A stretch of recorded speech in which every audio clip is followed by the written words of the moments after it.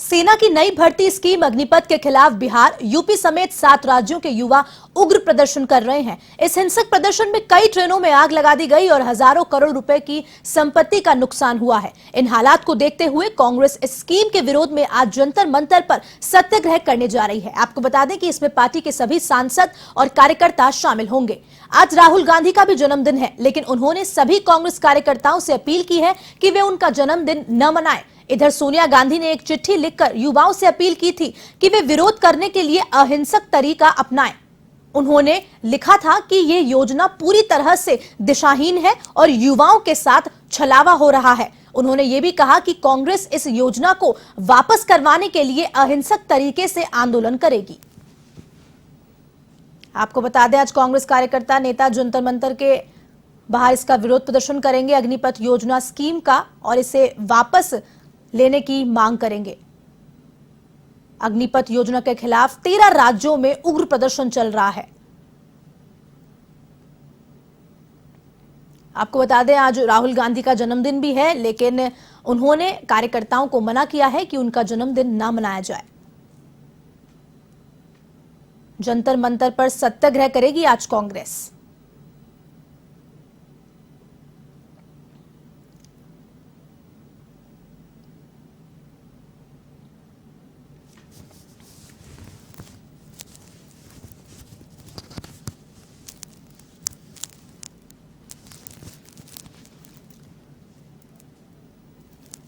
अग्निपथ योजना के खिलाफ 7 राज्यों में प्रदर्शन किया जा रहा है।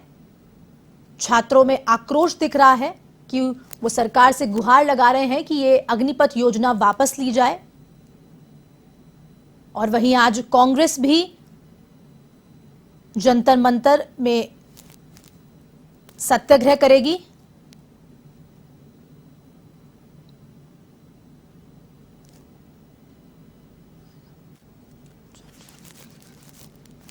इस खबर पर अधिक जानकारी के लिए A1 के वरिष्ठ संवाददाता नीरज जी हमारे साथ जुड़ चुके हैं फोन लाइन पे।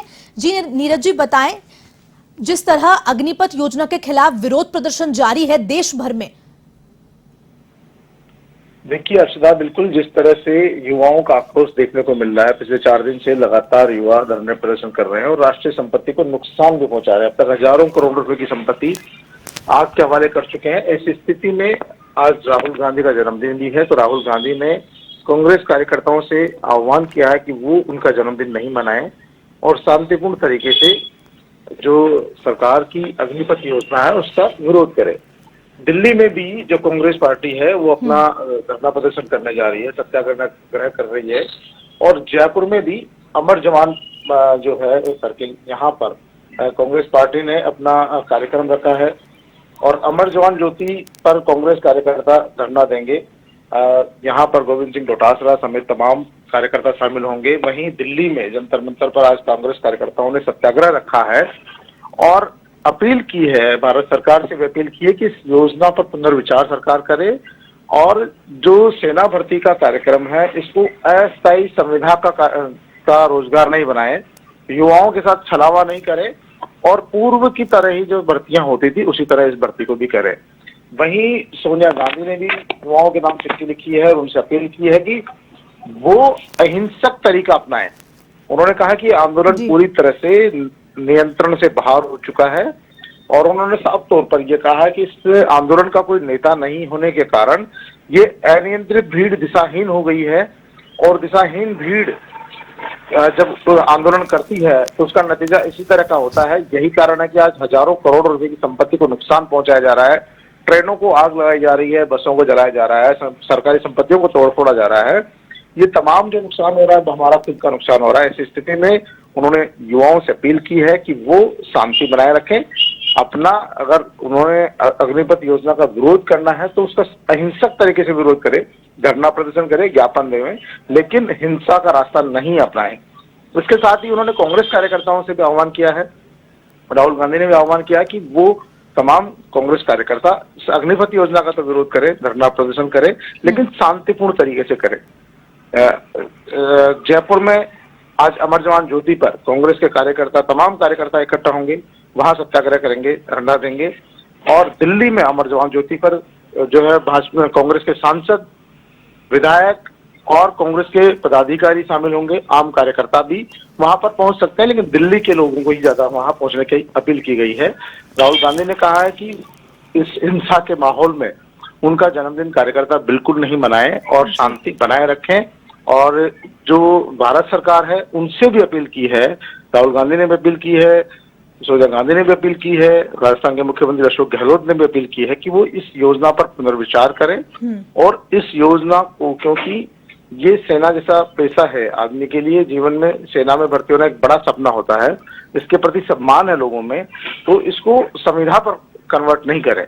और हालांकि भारत सरकार का कहना है कि जिस तरह की योजना वो ला रही है उससे युवाओं को रोजगार के अवसर ज्यादा मिलेंगे, क्योंकि हर साल भर्तियां ज्यादा होगी। 4 साल बाद में जब व्यक्ति अग्निवीर से रिटायर होगा तो उसके बाद उसको कई जो है कंपनियां हैं उनमें रोजगार मिलेगा। सरकार के जो महकमे हैं, CISF है, जो दूसरे महकमे हैं, उनमें भी उनको 10% आरक्षण मिलेगा। इसके साथ ही जो दूसरे राज्य सरकारें हैं उन्होंने भी घोषणाएं की है कि जो अग्निवीर 24 साल की उम्र के बाद रिटायर होंगे उन्हें उनके सरकार विभागों में उनके लिए अलग से आरक्षण की व्यवस्था होगी, जो आरक्षण पूर्व निर्धारित है उससे अलग होगा। तो कहीं न सरकार की तरफ से पूरा महकमा लग गया है इस बात को समझाने में, लोगों तक अपनी बात पहुंचाने में लग गया है, लेकिन शायद हर्षदा अभी तक लोगों तक, युवाओं तक ये बात पहुंच नहीं पा रही है, या युवाओं को लगता है कि ये उनके साथ छलावा है, क्योंकि जिस उम्र में वो नौकरी की तैयारी करेंगे, सेना में भर्ती होंगे और फिर 24 साल के बाद में उन्हें 12 लाख रुपए देकर घर भेज दिया जाएगा, यही उनके भविष्य का सवाल है। और इसी भविष्य के सवाल के चलते देश भर में युवाओं में उबाल है। हर्षदा जी, नीरज जी, एक और सवाल करना चाहूंगी कि जिस तरह छात्र विरोध प्रदर्शन कर रहे हैं वो तो एक बात ठीक है कि उनकी मांग है कि ये योजना वापस ले ली जाए, लेकिन जिस तरह प्रशासन उनको सिचुएशन को कंट्रोल नहीं कर रहा, क्योंकि सार्वजनिक संपत्ति को काफी नुकसान हो रहा है, चाहे वो स्टेशन मास्टर के चैम्बर्स हो, चाहे वो बिहार में आप देखें जिस तरह के हालात बन गए हैं। मैंने दोहराया कि ये अनियंत्रित भीड़ है। क्या होता है जब अनियंत्रित भीड़ होती है तो उसको नियंत्रण करने के लिए यदि पुलिस लाठीचार्ज करती है, क्या कल जो है पुलिस को फायरिंग भी एक जगह करनी पड़ी जी, क्योंकि देखिए पुलिस जो है युवाओं को कंट्रोल करने के लिए फायरिंग जैसा कदम उठाती है तो उसमें जन हानि हो सकती है, और कोई भी सरकार नहीं चाहेगी कि इस आंदोलन के दौरान जन हानि हो। पुलिस को चाहिए, प्रशासन को चाहिए कि जब युवाओं की भीड़ एकत्रित हो उसी समय उनको कंट्रोल कर लिया जाए, उसी समय उनको धरने प्रदर्शन के लिए एक स्थान उपलब्ध करा दिया जाए, ताकि वो रेलवे स्टेशनों, बस स्टैंडों, बसों में तोड़फोड़, आगजनी जैसी घटनाओं को अंजाम नहीं दे सके। तो ये सतर्कता पुलिस को, खुफिया तंत्र को अपनानी पड़ेगी। लेकिन इसमें सबसे बड़ी बात है कि ये युवाओं का मॉब है, इसका किसी को पता ही नहीं होता कि कब कहां से कौन आंदोलन कर देगा, क्योंकि अगर किसी पार्टी का आंदोलन होता है तो उसमें कार्यकर्ताओं की संख्या निश्चित होती है, उनके नेताओं की संख्या निश्चित होती है, या किसी सामाजिक संगठन का होता है तो उनके नेताओं की संख्या निश्चित होती है, उनकी जानकारी होती है। लेकिन जब इसमें ये तमाम बातें नहीं है, क्योंकि ये जो है युवाओं का आंदोलन है, बेरोजगारों का आंदोलन है, तो हर घर में से युवा निकलता है, बाहर पहुंचता, सड़क पर पहुंचता, जब उनका समूह इकट्ठा हो जाता है तब वो अपने इस तरह की घटनाओं को अंजाम देते हैं। तो पुलिस प्रशासन को चाहिए कि वो युवाओं को इकट्ठा नहीं होने दें, एकत्रित नहीं होने दें और उनको नियंत्रित करें। जहां तक बात है कि जब उग्र प्रदर्शन करते हैं, आगजनी करते हैं, तो उस समय फायरिंग जैसा जो है कदम तो सरकार को नहीं उठाना चाहिए, क्योंकि इसमें जनहानि बहुत ज्यादा हो सकती है और सरकारों की बदनामी भी बहुत ज्यादा हो सकती है। लेकिन ऐसी स्थिति से निपटने के लिए सरकार को, प्रशासन को इनको एकत्रित होने से रोकना चाहिए, और जो दूसरे स्थान है जैसे जिला प्रशासन में, जिला कलेक्ट्रेट पर जो निर्धारित स्थान बना रखे हैं धरना प्रदर्शन के लिए, वहां पर ले जाकर बिठा देना चाहिए, ताकि जो भी धरना प्रदर्शन करना हो एक निर्धारित स्थान पर करे, आम जनता को किसी तरह की तकलीफ ना हो, राष्ट्रीय संपत्ति का नुकसान नहीं हो। लेकिन शायद मुझे लगता है प्रशासन कहीं न कहीं इस बात में विफल हो रहा है, और ये बात न केवल किसी एक प्रदेश की, सभी प्रदेशों में हालात यही है। देखिए प्रशासन के लोग भी तो आप में और हमारे में से ही है, तो कहीं न कहीं जो प्रशासनिक फेल्योर तो है ही, लेकिन जो जनता में आक्रोश है उसे भी आप दरकिनार नहीं कर सकते। सरकार को चाहिए कि इस योजना पर पुनर्विचार करे या अपनी बात खुलकर रखे, क्योंकि जब तक, मैंने कहा था कल भी, कि जब तक देश के प्रधानमंत्री या रक्षा मंत्री अपनी बात नहीं रखेंगे तब तक युवाओं पर इसका सीधा असर पड़ने वाला नहीं है। युवा जो छोटे मोटे नेताओं की अपील है उनकी बात पर भरोसा करने वाले नहीं है। युवाओं को लग रहा है कि ये जो योजना है ये उनके भविष्य के साथ खिलवाड़ है।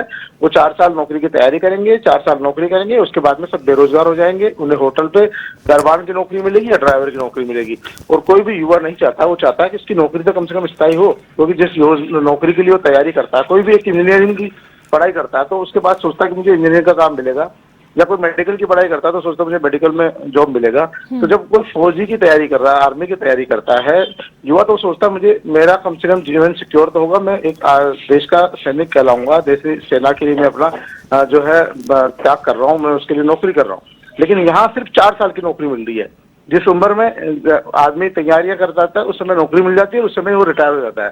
तो ये सबसे बड़ी खामी है और यही कारण है कि जो सरकार और पुलिस प्रशासन जो है इनको रोक पाने में नाकाम हो रहा है, फेल हो रहा है। और क्योंकि ये अनियंत्रित मॉब है इसलिए सीधी सीधी किसी पर अभी तक कार्रवाई भी नहीं हो पा रही है। जो पकड़ में आ जाते हैं उनको जरूर पुलिस ने, प्रशासन ने गिरफ्तार किया है, लेकिन अभी तक भी, क्योंकि इस आंदोलन का कोई एक बड़ा नेता नहीं है देश में, एक भी जिसका नाम लिया जा सके कि उसके नेतृत्व में आंदोलन हो रहा है जिस पर सरकारें दबाव बना सके, उसके खिलाफ कार्रवाई कर सके। यही इसीलिए ये लगातार बढ़ रहा है, उग्र हो रहा है। और आज रविवार का दिन और है, तो आज के दिन और ज्यादा प्रशासन को, पुलिस को सतर्क होने की जरूरत है, क्योंकि पूरे देश भर में आज के दिन ये आंदोलन और ज्यादा बढ़ सकता है। हर्षदा जी, नीरज जी, आपका तमाम जानकारी देने के लिए बहुत बहुत धन्यवाद, हमारे साथ जुड़ने के लिए धन्यवाद। तो ये थे वरिष्ठ संवाददाता एवन के नीरज, जिन्होंने बताया कि अग्निपथ योजना के खिलाफ लगातार विरोध प्रदर्शन भी जारी है और आज प्रशासन को अलर्ट रहने की काफी जरूरत है, क्योंकि देश भर में इसका